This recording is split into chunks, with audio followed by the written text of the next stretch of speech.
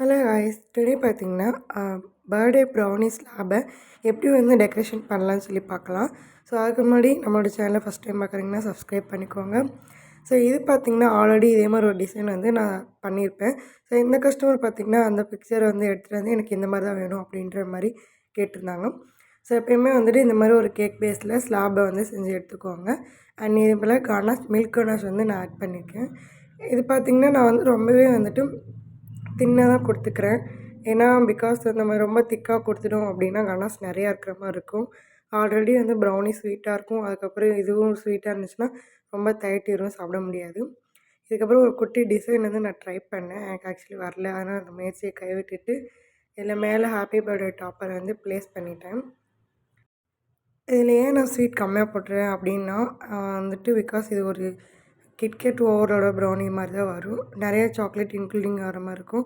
So எல்லாமே ஸ்வீட்டாக இருந்துச்சுன்னா ரொம்ப தயட்டு இருந்தால் இந்த மாதிரி பண்ணி எடுத்துட்டேன். இதுக்கப்புறம் பார்த்திங்கன்னா இதில் வந்துட்டு கஸ்டமர் கொடுத்துற நேமை இதில் மென்ஷன் பண்ண சொல்லியிருந்தாங்க. அண்ட் இந்த நேம்ஸ் பார்த்திங்கன்னா நான் ஃபாண்டன்ட்டில் இந்த லெட்டர்ஸ் எல்லாமே ரெடி பண்ணி எடுத்திருந்தேன்.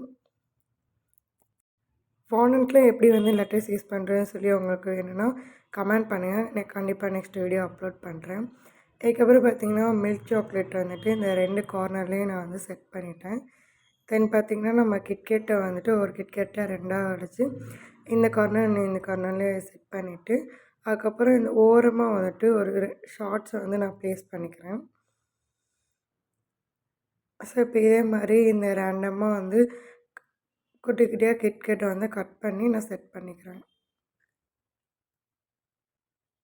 ஸோ சம்டைம் பார்த்திங்கன்னா அது வந்து நிற்காது, கீழே வந்து உருண்டு வந்துடும்.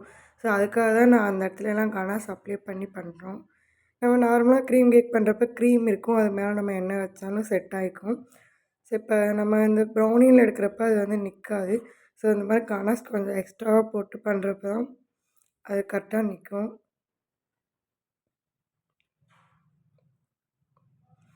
இப்போ பார்த்திங்கன்னா இந்த எம்டியாக இருக்கிற ப்ளேஸில் ஃபுல்லாக வந்துட்டு ஒயிட் சாக்லேட் சிப்பை வச்சு ஃபில் பண்ணிக்கிறேன்.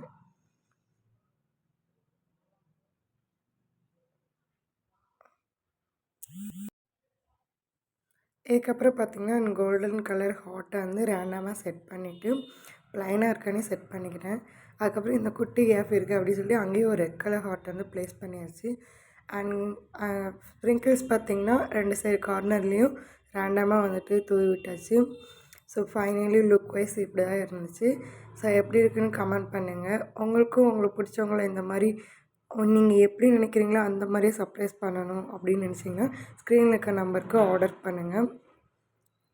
அண்ட் ஃபைனலி கஸ்டமர் கேட்ட மாதிரியே இந்த கார்னரில் ஒரு குட்டி பட்டர்ஃப்ளை வந்து ப்ளேஸ் பண்ணியாச்சு. ஸோ மறக்காமல் ட்ரை பண்ணி பார்த்து எப்படி இருக்குன்னு சொல்லுங்கள். ஸோ இந்த கேக் உங்களுக்கு பிடிச்சிருந்துச்சுன்னா மறக்காமல் கமெண்ட்டில் ப்ரௌனின்னு டைப் பண்ணுங்கள்.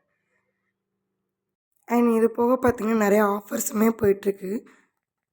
ப்ரௌனிஸ் அண்ட் ப்ளம் கேக் எல்லாமே ஆஃபர்ஸில் போட்டிருக்கோம். உங்களுக்கு வேணும்னா என்கொயரி கான்டாக்ட் பண்ணி கண்டிப்பாக ஆர்டர்ஸ் பண்ணிக்கோங்க. And free booking also available. Customer finally இப்படி தான் வந்து நான் டெலிவரி பண்ணேன். தேங்க்யூ.